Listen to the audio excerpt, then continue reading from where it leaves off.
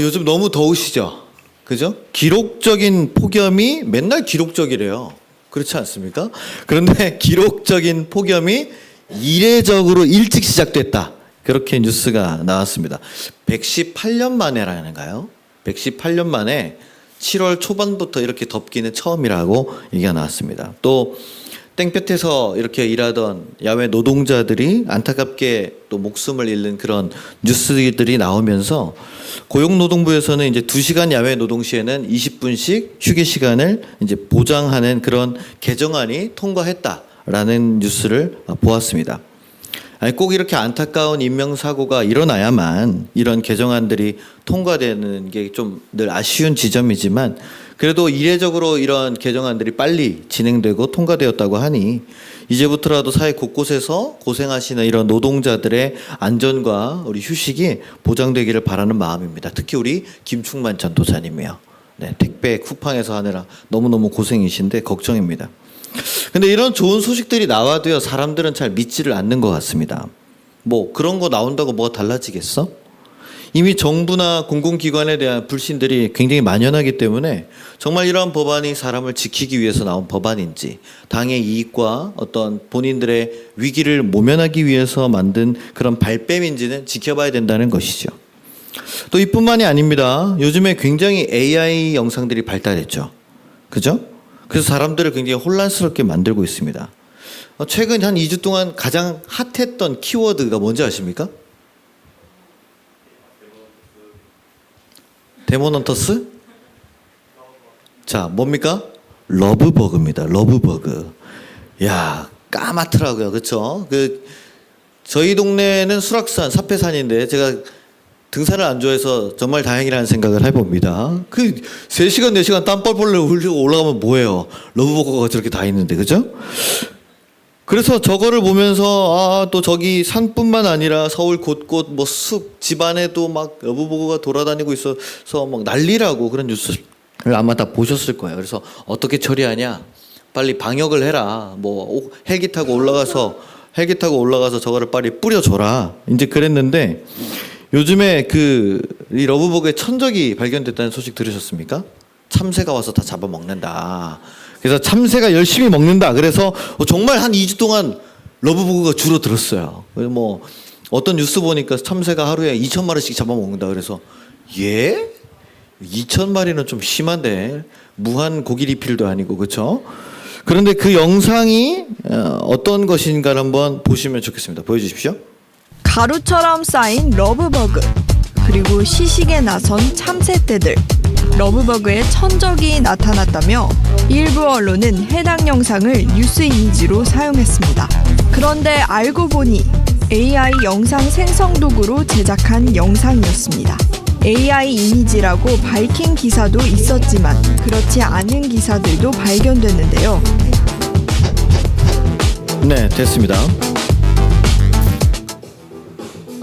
자, 저 영상이 뭐라고요? 가짜다. 저희 지금 화질이 좀 안 좋지만은 화질 좋은 걸로 보면은 진짜 같아요. 참새들이 막 신나서 막 먹거든요. 그래서 어떤 유튜버가 저 영상을 보고 정말 참새가 러브버거를 잘 먹는가? 그래서 참새를 잡고 러브버거를 한 100마리 잡아와가지고 먹였습니다. 그러니까 참새가 먹다가 뱉더라고요. 저 러브버그가 굉장히 신맛이 나서 잠자리도 안 먹고 까치도 안 먹고 참새도 안 먹는데요. 그럼 왜 줄어들었냐? 쟤네 원래 수명이 2주랍니다. 네, 이제 다 죽은 거야. 저만큼이 또 다 알 낳고 다 죽었겠죠? 그럼 또 내년에 저만큼 나오겠죠, 그렇죠? 네, 아우 끔찍합니다. 이제 갈수록 무엇을 믿어야 될지, 누구를 믿어야 할지가 굉장히 중요한 시대라는 것이죠. 그죠? AI들이 일을 굉장히 잘한다는 이야기를 들었습니다. 그래서 이제 갈수록 사람들이 일자리를 잃어요. 그런데 AI가 일을 아무리 잘하면 뭐합니까? 믿을 수가 없잖아요. 그죠? 사람은 결국 자기 곁에 믿을 사람을 두어야 되는데 AI는 뭐 일만 잘하지. 그게 안 되니까요. 그리고 이제는 제 목소리를 누가 이제 설교에서 카피해가지고 얼굴도 영상 따가지고 그거 조금만 이렇게 AI로 돌리면은요, 살려주세요. 뭐, 저 잡혔습니다. 저한테 빨리 뭐 1억 보내주세요. 이렇게 만드는 그런 AI 영상을 가지고 보이스피싱, 비디오 피싱을 할 수 있다는 거예요. 그러면 이제 어르신들은 금방 속아 넘어가지 않겠습니까? 그렇다면 이제 우리 그리스도인들은 하나님을 믿는데요. 우리는 보이지 않는 하나님을 믿는 데 있어서 믿음의 전문가라고 할 수 있는 사람들입니다. 그렇죠? 이 말은 종교가 없는 사람들보다는 무언가를 믿을 때 그 사람들보다 더 잘 믿는 경향이 누구한테 있어요? 우리들한테 있다는 뜻이에요. 실제로도 그렇습니다. 교회 안에서 만난 사람들한테 사기를 더 잘 당합니다. 그리고 뉴스에 큰 문제가 돼서 나오는 교회 목회자들은 이런 성도들의 믿음을 이용해서 더 많은 돈과 권력과 성범죄 관련된 그런 일들을 예나 지금이나 일으키고 있죠. 이단들도 마찬가지입니다. 사람에게 있어서 정말 중요한 가치, 내가 아닌 다른 누군가를 믿는다는 이 믿음, 보이지 않는 하나님을 믿는다는 이 믿음의 가치는 과연 나에게 어떤 의미일까? 오늘 이 고린도전서의 말씀을 통해서 하나님을 향한 우리의 믿음을 점검해보고 약해진 믿음을 회복하는 시간 되시기를 주님의 이름으로 부탁을 드립니다. 우리가 읽은 이 고린도전서 13장은요 굉장히 유명한 장입니다. 무슨 장입니까? 사랑장으로 불리는 성경이에요. 사랑은 언제나 오래 참고, 우리 청년들은 이게 모르겠지만 우리 어른들은 다 알죠, 그렇죠? 그 성악하는 톤으로 이렇게 하는 부르는 거 다 들었잖아요 옛날에, 그렇죠? LP나 테이프로, 그죠? 이 사랑은 언제나 오래 참고, 사도 바울이 이야기한 것이죠. 정말 사랑하며 개척했던 이 고린도 교회가 자기가 떠나고 난 후에 생명 같은 성도들이 서로 싸우고 이단들이 들어와서 교회에 혼란을 가져오고 상처를 주었다는 그런 소식을 들었을 때 그의 심정이 어땠을까? 바울은 결혼하지 않고 평생 독신으로 살았습니다. 그렇기 때문에 그가 육신의 자녀를 가져본 경험은 없어요. 그러나 이방 나라와 도시들을 다니면서 목숨을 걸고 예수 그리스도의 복음을 전하면서 만나게 된 그 믿음의 성도들을 그는 자신의 영적인 자녀다, 또 디모데 같이 영적인 아들이다, 이렇게 생각하고 살았습니다. 그렇기 때문에 성도들이 싸우고 교회가 깨지고 이런 소식은 바울의 마음에 정말 큰 상처를 주었을 것이 분명해요. 자기가 당장 갈 수 없는 상황 속에서 이 성도들이 깨닫기를 바라는 심정으로 기도하며 편지를 썼습니다. 그런데 이 바로 앞에 고린도전서 12장에는요 성령의 은사에 대한 내용을 쫙 쓰고 있어요. 각 사람들이 다양하듯이 은사도 다양하다. 그러나 주시는 성령이 같기 때문에 우리가 각 사람이 받은 성령으로 교회를 잘 지켜라. 그리고 14장에서는 특별한 예언과 천사의 말, 방언, 이런 기도에 대한 이야기를 하면서 영을 분별하고 교회를 지키라고 말합니다. 그리고 그 12장과 14장 사이에 좀 생뚱맞게 뭐가 들어있어요? 이 사랑장이 들어있는 거예요. 그러면서 13장 초반에 사도 바울이 이렇게 언급하는 부분이 있습니다. 제가 읽어드리겠습니다. 내가 사람의 방언과 천사의 말을 할지라도 사랑이 없으면은 소리나는 구리와 울리는 꽹과리가 되고, 내가 예언하는 능력이 있어 모든 비밀과 모든 지식을 알고 또 산을 옮길 만한 모든 믿음이 있을지라도 사랑이 없으면 내가 아무것도 아니요. 내가 내게 있는 모든 것으로 구제하고 또 내 몸을 불사르게 내줄지라도 사랑이 없으면 내게 아무 유익이 없느니라. 아멘. 아무리 유익하고 뛰어난 은사가 있어도, 아무리 특별한 예언과 방언을 한다고 해도 사랑이 없으면 뭐처럼 시끄러워요? 꽹과리처럼 시끄럽고 아무 유익이 없다는 거예요. 이게 사도 바울이 말하는 결론이죠. 그리고 이 사랑의 가장 큰 특징이 바로 오늘 본문의 7절입니다. 7절 다시 한번 읽어볼까요? 모든 것을 참으며 모든 것을 믿으며 모든 것을 바라며 모든 것을 견디느니라 라고 바울은 결론을 내리고 있어요. 믿음이라는 것이죠. 요즘 MZ들 사이에서 유행하는 게 있습니다. 여기 MZ들 많이 있는데 뭔지 아십니까? 뭔지 아세요 혹시? 잘 모르시죠? 자, 아무 말을 안 했으니까 모르시겠죠, 그죠? 전 매일 당근마켓을 들어갑니다. 뭐가 올라왔나? 그죠? 제가 이제 당근마켓 온도가 59도가 넘는, 59도 올리기 쉽지 않아요, 여러분. 저는 그 99도 찍는 사람들 보면 이해가 안 돼요. 이거 어떻게, 온갖 걸 다 판 거예요, 자식 빼고, 그쵸? 제가 이제 당근마켓에다가 제 취미 생활인 레고를 열심히 만들어서 올리고 있지 않습니까? 지금도 올리고 있는데 어제도 하나 팔렸어요. 할렐루야. 빨리 다 팔려야 되는데 그래야지 교회 월세도 내고 그죠? 네. 그 올라온 중고 물품들을 이렇게 보다 보면은 마음에 드는 게 참 많고요. 사고 싶은 것도 많습니다. 근데 재밌는 거는 제목에 이런 내용이 올라와요. 한번 보여주세요. 전 남친이 선물해준 명품 팔아요. 결혼하려다가 파혼해서 로봇 청소기 팔아요. 전 여친이랑 커플로 맞춘 후드 집업 신발 팝니다. 이런 식으로 올라오는 물건들은요, 원래 그 중고 시세라는 게 있어요, 여러분. 그죠? 그 적정가가 있는데, 그것보다 한 20, 30% 더 싸게 올라옵니다. 가격을 후려쳐서 올리는 거예요. 빨리빨리 팔라고. 뭐, 얼른 미련을 떨쳐버리고 싶은 건지, 흔적을 지우고 싶은지는 잘 모르겠지만은, 여러분, 이런 물건을 잘 잡으시면은 득템하실 수 있습니다. 이것을 MG 용어로 이별 재테크라고 부릅니다. 잘 기억해 놓으십시오. 네, 이별 재테크. 마음도 정리하고 돈도 얻을 수 있어서 이 사랑하는 사람과 이별한 그 후유증을 극복할 수 있는 일석이조라는 것이죠. 그래서 특효약이라고. 그래서 여러분들 그 중고마켓 이렇게 검색하실 때 그 키워드에다가 검색할 때 전 남친, 헤어져서 이런 말을 쓰면은 원하는 걸 최저가로 검색할 수 있는 꿀팁이 있다고 합니다. 꿀팁이. 진짜. 자, 왜 이런 이별 재테크가 유행을 할까요? 우리 어른 세대들은 이렇게 뭐 그러신 적 잘 모르겠습니다. 과거는 묻지 않겠습니다만은 헤어져서 뭐 이렇게 하면은 그 뭐 반지 같은 거 그냥 한강에 집어 던져버리고 그죠? 땅에 파묻거나 이제 약간 뭐 아니면 이렇게 태워버리거나 그런 거 아닙니까? 그죠? 근데 MZ들은 그렇지 않습니다. 재테크. 그죠? 10,000원이라도 받아야지. 그죠? 그렇게 한다는 거예요. 실제로 MZ세대들이 그 설문조사를 했는데 사랑과 돈 중에 무엇이 더 중요하냐라고 물어봤을 때 몇 %가 돈을 택했을까요? 돈 없이 월세방에서 살아야 되는 결혼을 할 것이냐, 내가 사랑하지 않지만 뚱뚱하고 못생겼지만 100억의 자산가와 결혼할 것이냐, 누구를 택했을까요? 무려 68%가 돈 많은 100억 부자를 선택했다고 합니다. 남자든 여자든 상관없이. 왜요? 고치면 되거든요, 돈으로. 그게 빠르죠. 그게 빠르죠. 그죠? 실제로 연애할 때 돈이 많이 들기도 하고요. 또 웨딩 준비해야 되고 헤메코인가요? 헤메코 그죠?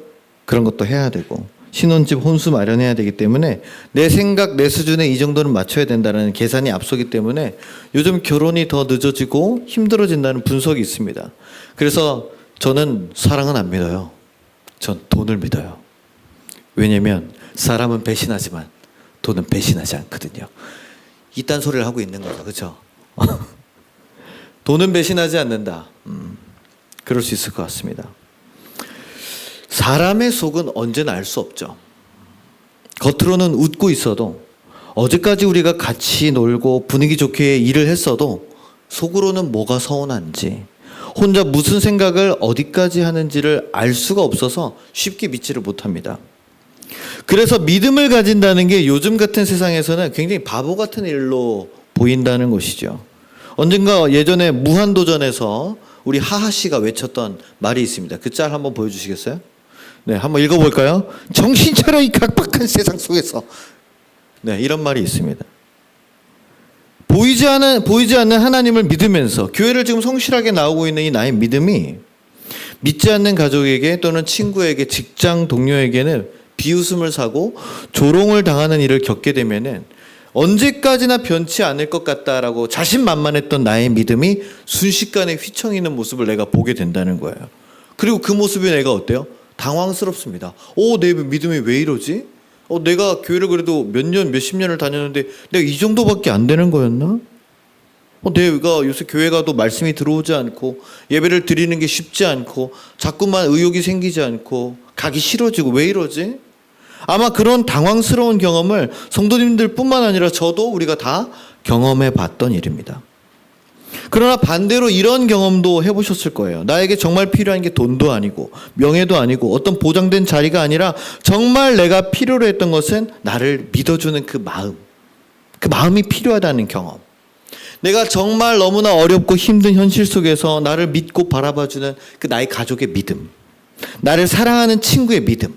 나와 함께 해주는 그 공동체의 믿음. 그 믿음이 있다면 누군가 딱 한 사람만이라도 나를 진정으로 믿어주기만 한다면 내가 아무리 힘든 현실이라도 내가 견뎌낼 수 있겠다라는 그런 생각을 해보신 적이 있을 겁니다.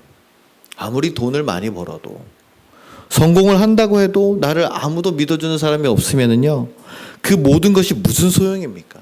진심을 나눌 수 있는 사람이 없다면 그 모든 것이 무슨 소용입니까? 모든 것이 공허하고 외로울 뿐이겠죠. 제가 운전을 하면서 라디오를 잘 듣습니다. 어떤 정신과 전문의가 게스트로 나와서 이런 말을 하는 거예요. 여러분, 요즘에 가짜 뉴스가 왜 이렇게 문제가 되는지 아시냐고. 그래서 막 얘기를 하다가, 그러니까 아니 누가 봐도 그게 말도 안 되는 가짜고 찌라시 같은 내용인데 그걸 믿고 철석같이 주장하고 카톡방에 퍼나르고 릴스 유튜브를 보면서 뭐 밖에 나가서 뭐 시위하고 그러면서 그거를 사람들이 왜 그렇게 믿는 줄 아냐고 정신과 전문의가 물어보더라고요. 왜 그럴 것 같습니까? 아마 우리 여기 계신 성도님들은 가짜 뉴스를 믿으시는 분들은 없겠지만은 여러분 왜 그렇다고 생각을 하세요? 비슷한 질문으로요. 여러분 사기를 왜 당합니까? 사기의 70% 이상은 지인입니다. 무슨 이야기예요? 주식 사기, 비트코인 사기, 부동산 사기 이런 걸 왜 알면서도 당할까요? 그 이유를 이 정신과 전문의가 이렇게 설명을 하는데 제가 고개가 끄덕여졌습니다. 인간의 디폴트 값은 사람을 믿는 것입니다 라고 얘기를 하는 거예요. 무슨 말입니까? 우리 인간이 태어날 때부터 누구든지 간에 뇌 안에 프로그래밍 되어 있는 가장 기본적인 명령이 바로 사람을 믿어라 입니다. 우리 가장 어린 희엘이 보면 알잖아요. 희엘이가 가장 먼저 누굴 믿습니까? 엄마 아빠를 믿는 거 아니에요, 그죠? 수진 사모님을 믿고 박지원 사모님 믿지 않습니까? 안 믿으면 저 사람이 나한테 뭘 어떤 짓을 할지 어떻게 알아? 그럼 맨날 우는 거 아니겠습니까? 근데도 보면은 웃어주고 물고 먹고 합니다, 그죠? 아주 어렸을 때부터 인간은요 본성적으로 뇌 안에 사람을 믿게끔 프로그래밍 돼 있다는 거예요. 그래서 우리는 조금만 호의를 가지고 나에게 접근하고 아무리 말이 안 되는 얘기라도 계속 반복적으로 말하고 이 영상 보여주고 사진 보여주고 이제 그렇게 하면은 어떻게 돼요? 믿을 수밖에 없다는 거죠. 그래서 사기를 당할 수밖에 없는, 속을 수밖에 없기 때문에 우리가 가짜 뉴스에 선동되고 당하는 게 어쩔 수 없다라고 이 전문의가 말하는 것을 들었습니다. 라디오를 들으면서 내가 누군가를 믿어주는 일은 내가 믿어주는 그 믿음의 크기만큼의 내가 속임을 당해야 되는 그 리스크를 같이 안고 가야 되는구나. 그게 굉장히 씁쓸했어요. 내가 그 사람을 10년 믿었으면은 그 사람이 나를 배신하면은 10년의 리스크가 나를 치는 거예요. 얼마나 무섭습니까? 그러나 또 한편으로는 사람을 믿어주는 게 우리 인간의 가장 기본적인 본성의 힘이구나 라는 것이 참 다행이라는 생각도 들었습니다. 이 믿음의 본성을 누가 넣어주셨겠어요? 우리 그리스도인들은 하나님께서 우리 안에 넣어주셨음을 믿습니다. 할렐루야. 그렇기 때문에 우리가 궁극적으로 회복해야 할 본성은 비록 내가 상처받을지언정, 내가 사기를 당할지언정, 내가 배신당하고 또 배신당할지언정 다시 한번 하나님께서 만나게 해주신 내 곁의 사람을 믿어주고 그 믿음에서 출발하는 이 사랑의 힘으로 변화시키는 힘인 줄로 믿습니다. 그렇다면 우리가 이 믿음의 본성을 왜 회복해야 되는가? 창세기 1장 27절에 나와 있습니다. 제가 읽어드릴게요. 창세기 1장이 무슨 내용이에요? 하나님이 창조하신 내용이죠. 거기 1장 27절에 가장 유명한 말씀이 있습니다. 하나님이 자기 형상 곧 하나님의 형상대로 사람을 창조하시되. 할렐루야. 우리의 형상이 누구로부터 왔다고요? 하나님의 형상으로 왔죠. 하나님이 단순히 우리를 살아있는 존재가 아니라 살아있는 존재면 식물이 될 수도 있고 곤충이 될 수도 있고 러브버그가 될 수도 있잖아요. 끔찍해요. 그렇죠? 동물이 될 수도 있습니다. 그러나 우리는 그런 존재가 그냥 리빙 크리처가 아니라 이마고 데이 하나님의 형상을 품은 영혼의 그릇으로 우리를 만드셨다는 거예요. 그 말은 뭐냐? 우리 안에는 하나님의 성품이 담겨 있음을 믿어야 합니다. 할렐루야. 하나님이 우리를 믿고 사랑하셨듯이 우리도 사람을 믿고 사랑하는 그 성품이 우리 안에 들어있다는 거예요. 그런데 이 본성이 다 무너져 버렸습니다. 왜요? 누구나 우리는 사람을 믿었다가 상처받아 본 경험이 있어요. 그러면 자연적으로 무슨 생각이 듭니까? 야, 내가 2번 다시 사람을 믿나 봐라. 절대로 안 믿어. 아까 말했던 그 리스크가 크면 클수록 더 불신에 빠져듭니다. 하나님의 형상으로 지었던 최초의 인간 아담과 하와, 그 둘이 무슨 죄를 지었어요? 선악과를 따먹었습니다. 그렇죠? 그 선악과를 왜 따먹었습니까? 뱀이 물론 꼬셨죠. 한번 먹어봐. 나 이거 먹으면 죽는다 그래서. 아니, 너 절대로 안 죽어. 하나님이 너희를 그렇게 만들었을 리 없어. 한번 먹어봐. 내가 책임질게. 그러니까 먹었잖아요. 그게 뭡니까? 의심하는 거죠. 하나님을 의심한 거예요. 이 선악과를 먹으면 네가 정령 죽으리라. 이 믿음이 깨지는 것이 의심이고, 의심은 뭐로 이어져요? 죄로 이어진다는 거예요. 참 신기하지 않습니까? 여러분, 누군가를 의심해 본 적 있으시죠? 의심해 본 적 있습니다. 저 사람이 왜 저럴까? 그러면 끝이 없어요. 그러면 그때부터는 좋은 생각이 들어갈 수 없습니다. 쟤 왜 또 저러지? 왜 저런 말을 할까?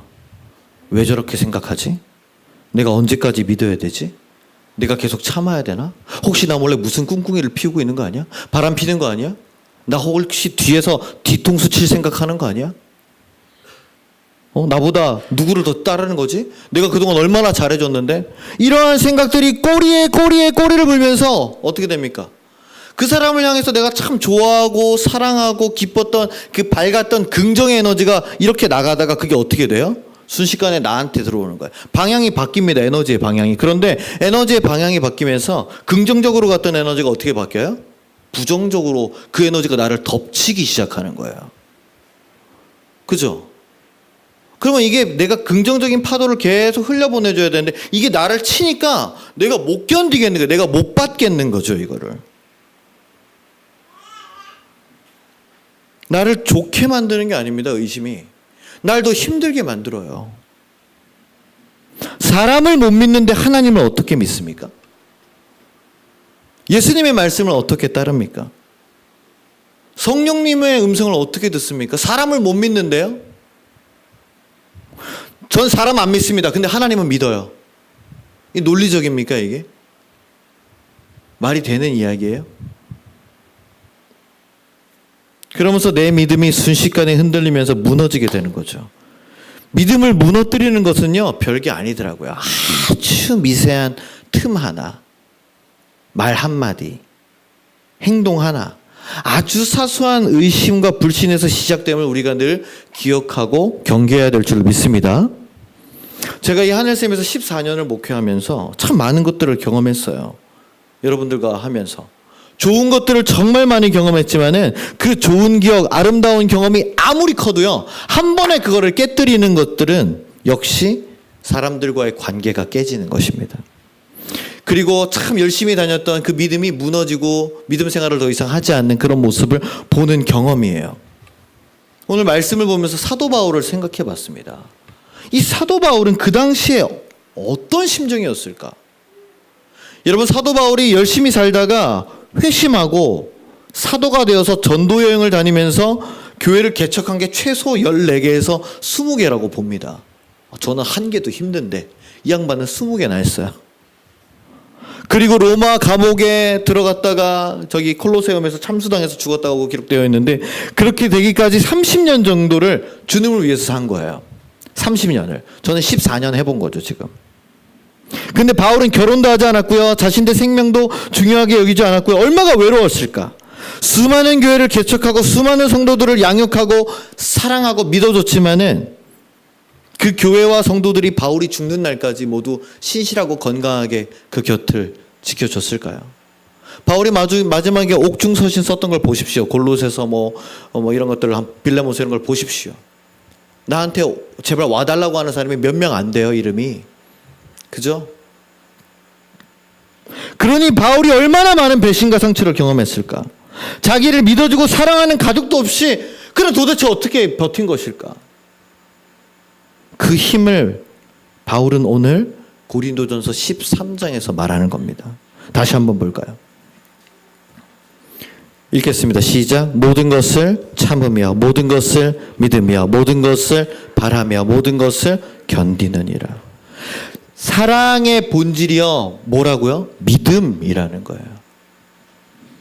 그냥 감정적인 사랑, 육체적인 사랑이 아니라 하나님께서 예수 그리스도의 십자가를 통해서 나를 구원해 주시고 자녀 삼아 주신 일은요 뭐예요? 하나님께서 나를 믿어 주신 일입니다. 할렐루야.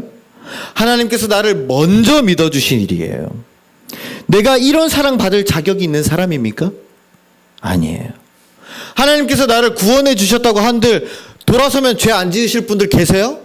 아니에요. 돌아서면 또 죄 짓고 또 마음에 의심이 일어나고 서로 상처 주고 감정에 요동치고 아무도 모르는 은밀한 생각을 하고 이런 부끄러운 모습을 내가 반복적으로 보일 게 확실한데도 하나님은 나를 뭐라고 불러주세요? 자녀라고 불러주시는 거예요. 하나님은 나를 또 믿어주시는 거예요. 끝까지 나를 포기하지 않으시고 이 나를 통해서 이런 나를 통해서 그래도 하나님의 계획이 펼쳐지실 것이라는 그 가능성을 끊임없이 나를 통해서 기대하신다는 거죠. 그래서 하나님의 사랑은 믿음에서 출발합니다. 할렐루야. 우리가 하나님을 믿기 전에 하나님이 우리를 먼저 믿어주셨어요. 이 사랑을 예수님도 보여주셨죠. 자신을 3번이나 부인했던 베드로를 마지막에 부활하시고 만나주시면서 네가 나를 사랑하느냐 라고 3번 물으시면서 그 죄를 씻어주시고 나의 양을 먹이라고 부탁하셨습니다. 바로 이 믿음이 하나님의 사랑이고 바로 이 믿음이 오늘 우리가 본질적으로 회복해야 할 모습인 줄로 믿습니다. AI 영상과 가짜뉴스가 판치는 이런 혼란스러운 시대 속에서 이 믿음의 가치는 더욱더 중요하게 되었습니다. 이제 어떤 정보나 어떤 기술적인 것들은요, 이제 AI가 다 만들어내요. 그래픽, 영상, 코딩, 큐시트, 모든 문서 파일들, 요약 정리하는 거 옛날에는 비서관들이 하고 행정 보는 사람들이 했으면 누가 해요, 이제는? 월 29,000원만 주면 다 해결할 수 있습니다. 한 AI를 5개 쓰시면 다 할 수 있어요. 사람 하나 쓰면 300만 원인데 10만 원 쓰면 다 만들 수 있는 거예요. 그죠? 그런데 그런 게 필요한 게 아닙니다. 결국 우리는 누구랑 일을 해야 되는 사람이에요? 우리는 사람과 일을 해야 되는 사람이죠. 우리는 사람과 살아가야 되는 사람입니다. 그래서 정말 이 세상에 필요한 것은 믿을 수 있는 사람, 그 사람에 대한 가치가 정말 이제는 중요해진 시대예요. 의심과 냉소가 가득할수록 이 믿음은 가치를 드러냅니다. 그러면 생각해 보십시오. 나는 내 가족을, 내 자녀를, 내 동료를, 하늘샘 공동체를 나는 얼마나 믿어주고 계십니까? 하나님께서 오늘도 나를 믿어주시고 격려해 주시는 것처럼 나도 누군가를 또 속을 줄 알면서 또 믿고 격려하면서도 함께 오늘 걸어가지고 계십니까? 오래전에 나왔던 그 살인의 추억이라는 영화가 있습니다. 아마 보신 적이 있을 것 같아요. MZ들은 못 봤겠지만 그 화성에서 일어났던 어린 여성들을 대상으로 발생됐던 아주 끔찍한 그 연쇄 성범죄 살인에 관한 영화죠. 이때 범인으로 지목되어서 22살이었던 푸른 청년 때 억울하게 감옥 생활을 한 윤성여라는 사람이 있습니다. 무려 20년 동안 감옥에 있다가 이분이 모범수로 풀려났고요. 그리고 나서도 11년이 지나고 나서야 이미 무기수로 다른 감옥에서 복역하고 있던 이춘재라는 사람이 범인으로 지목되면서 범행을 자백하면서 드디어 이 윤성여라는 사람이 무죄 판결을 받게 됐어요. 이분이 얼마나 억울하고 죽고 싶었을까요? 이 윤성여 씨가 억울하게 젊을 때 22살이면 우리 재빈이만 할 때 억울하게 이제 감옥을 들어갔다가 40살 넘어서 풀려나게 된 거잖아요. 근데 이분을 통해서 이 어둡고 차가운 감옥에서 하나님을 만나게 된 거예요. 이 박종덕 교도관을 통해서. 그러면서 이제 만나게 돼서 한 일이 예배를 드리면서 성경을 필사하게 됐답니다. 그래서 2번이나 했대요. 근데 필사를 하게 되면 성경에 가장 많이 나오는 단어가 사랑과 용서라는 거예요. 정말 힘들었다고 하더라고요. 그 단어가 나올 때마다 펜을 부시고 집어 던지고 싶고 막 그랬다고. 그래도 참고 인내하면서 자신의 이렇게 무죄를 믿어주는 사람이 있었기 때문에 기도하면서 견뎌낼 수 있었다라는 그런 특집 기사를 우리가 본 적이 제가 있습니다. 저는 이 살인의 추억 영화만 보고 말았는데 이번에 이분에 대해서 어떤 뉴스와 인터뷰 기사들을 제가 이제 찾아보면서 정말 많이 감동받고 또 도전받게 되었습니다. 그러면서 제 스스로 또 묻게 된 거예요. 제가 14년 동안 하늘샘 목회를 하면서 지금 저 안에 있는 감정들이 참을 만큼 참았다. 나는 할 만큼 했다. 더 이상 못하겠다. 이제 성도들과 아이들에게 나도 이제 상처받고 싶지 않다. 한 번만 내가 더 상처를 받으면 나도 끝이다. 이런 생각을 솔직하게 하고 있더라고요. 누가 나 한 번만 건들기만 해봐라. 뒤도 안 돌아보고 나도 떠나겠다. 이러한 마음을 제가 가지고 있더라고요. 이 영상을 보면서 제가 스스로를 보니까. 그런데 그게 참 목사로서 부끄러운 거죠. 아니 목사가 이런 생각을 하고 있는데 이런 마음으로 성도들과 아이들을 대한다면 어떻게 사랑할 수 있겠나. 어떻게 내가 다른 사역자들을 믿어주면서 함께 행복하게 사역할 수 있겠나. 나부터 회개하고 나부터 변화돼야겠구나. 또 내가 먼저 손 내밀어주고 내가 마음에 안 들어도 속이 상해도 또 내가 먼저 웃어주고 받아줘야 되겠구나. 이 윤승현 씨가 말한 게 있잖아요. 한 사람만 믿어주면은 100만 명 중에 한 사람만 나를 믿어줘도 살 수 있는 희망이 있다. 하나님께서 나를 이 교회에 보내신 이유, 14년 동안 이 자리를 지키게 하신 이유, 우리 성도님들을 끝까지 믿고 또 사랑하라는 뜻인 줄로 믿습니다. 마찬가지로 우리 성도 여러분들도 저를 믿고 또 사랑해 주시기를 부탁을 드립니다. 저 정말 우리 성도님들과 아이들을 정말 더 믿고 사랑하고 싶어요. 의심하고 싶지 않습니다. 목사들끼리 모이는 데 가면은요, 어떤 목사님은 한숨을 푹 쉬어요. 교회만 생각하면 공황장애가 올 것 같다는 거예요. 나를 괴롭히고 맨날 나를 힘들게 만드는 그 암흑의 장로, 암흑의 권사, 암흑의 집사랑 마주칠 때마다 설교 시간에 저기 앉아서 나를 쏘아보고 있는 눈빛을 보면은 자기가 죽을 것 같다는 거예요. 그러면서 막 교회와 성도를 생각할 때마다 막 쓰러질 것 같고 막 스트레스 받고 짜증이 난다고 그런 이야기를 많이 들어봤습니다. 여러분, 저는 여러분들을 생각할 때마다, 우리 교회를 생각할 때마다 기쁨과 감사와 웃음과 감격의 눈물이 나오기를 간절히 바랍니다. 여러분들도 저를 생각해 주실 때 그랬으면 좋겠어요. 전홍재 목사 또 시작이네. 또 난리네. 안 그러시죠? 주사역단 뭐 하라고 피곤해. 안 그러시죠? 어제 우리 인이가 청소한다고 괜히 썼다가 어제 와가지고 은도사님이랑 창고 정리를 3시간 동안 땀 뻘뻘 흘리고 했는데 자기는 빗자루질만 할 줄 알았다고 왔는데 창고 정리를 왜 하필 오늘 어제 해가지고 은도사님이 자기는 지금 그래. 안 그러지? 네. 여러분, 그러기 위해서는요, 정말 하나님을 잘 믿어야 돼요. 하나님과 나 사이의 믿음이 회복돼야 사람과 사람 사이의 믿음이 회복됩니다. 우리는 하나님께 속한 그리스도인, 하나님의 형상을 품은 사람이기 때문에 우리는 속을 줄 알면서도, 나를 속일 줄 알면서도 서로를 믿어주는 또 그 사랑의 힘으로 세상을 변화시켜 나갈 줄 믿습니다. 우리 옆 사람에게 이렇게 한번 말해봅시다. 뭐라고 말해줄까요? 당신을 믿습니다. 당신을 믿습니다. 네. 우리 동호랑 박지현 조사님 좀 하세요. 당신을 믿습니다. 서로 안 쳐다보고 안 믿는구나. 여러분, 그리고 이 따뜻한 믿음의 격려를요, 여러분의 가족과 나의 친구와 나의 동료들에게도 이번 한 주간 전해보시기를 주님의 이름으로 부탁을 드립니다. 세상을 바꾸는 믿음의 시작, 그 시작이 되는 저와 여러분들 되시기를 주님의 이름으로 간절히 축원합니다.